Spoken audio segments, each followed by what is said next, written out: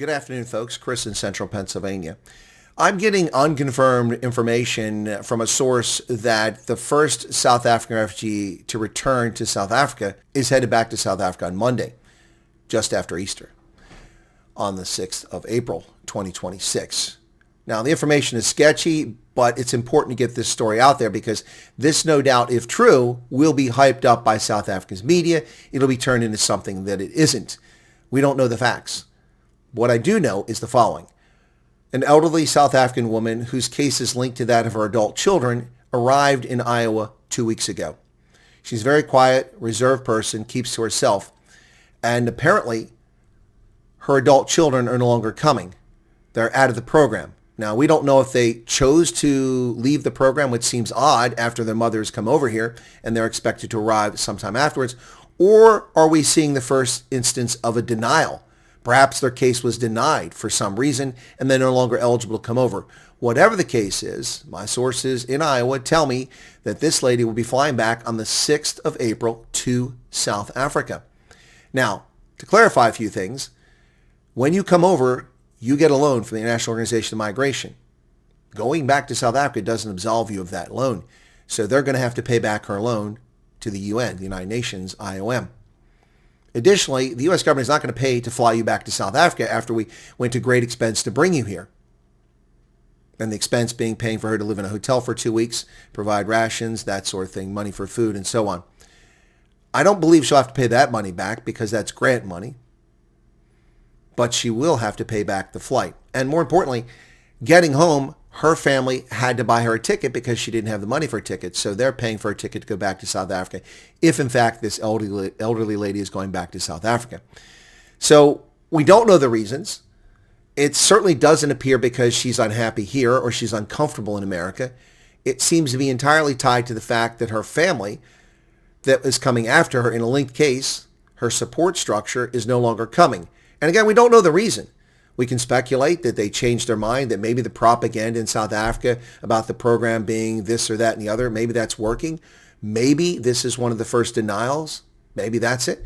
Or maybe they just had a change of heart. If they had a denial, I understand the situation. She's here, they're there. That's very awkward. She has no family around. Although people in Iowa who are refugees have reached out and tried to help her, she's a very reserved and quiet person and keeps to herself. So that hasn't helped, despite their best efforts. What I want to say here, ladies and gentlemen, is that this is not a shocker. It's not a surprise, particularly in the way this case was sequenced. If in fact, if this is related to a denial, then the one that was being held for denial, they should never sent this lady over. They should have waited.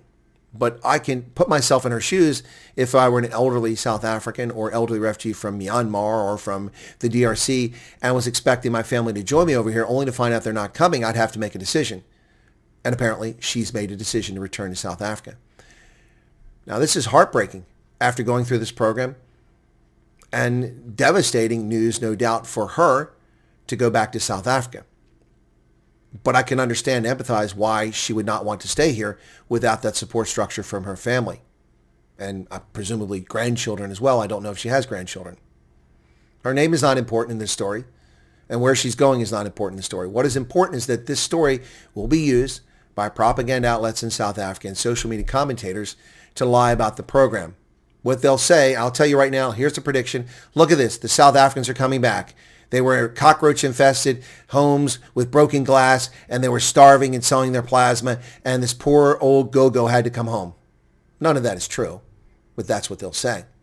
Hence the reason why I'm making this video. Now, if this lady isn't going back to South Africa and I've been punked, well, that's a risk I'm willing to take. Because at some point, there will be somebody that finds themselves in this situation and they will be going back to South Africa, unfortunately for them. So the bottom line here, folks, is it's important to talk about this because it will be covered by the media. But there's another piece to this. And it's difficult to lay blame or to attack anyone because we don't know the circumstances. But the reality is the following. The fact that this lady came over, she took a seat, she filled a slot, she used resources that another South African cannot use or could not use. A South African that could have been here already. I don't blame the lady. I understand the circumstances, at least what little information I have.